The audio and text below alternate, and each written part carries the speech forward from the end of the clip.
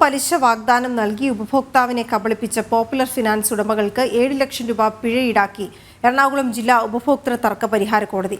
എറണാകുളം സ്വദേശി MG നാരായണൻ സമർപ്പിച്ച പരാതിയിലാണ് കോടതിയുടെ നിർദ്ദേശം.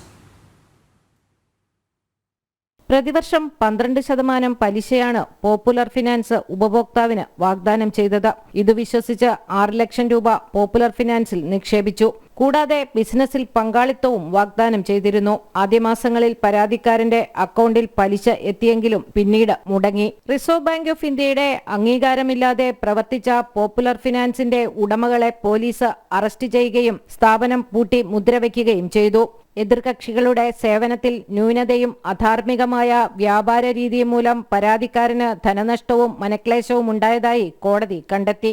നിക്ഷേപത്തുകയായ 6 ലക്ഷം രൂപയും 75,000 രൂപ നഷ്ടപരിഹാരവും 25,000 രൂപ കോടതി ചെലവും 45 ദിവസത്തിനകം പരാതിക്കാരന് നൽകണമെന്ന് ഉപഭോക്തൃ കോടതി ഉത്തരവിട്ടു.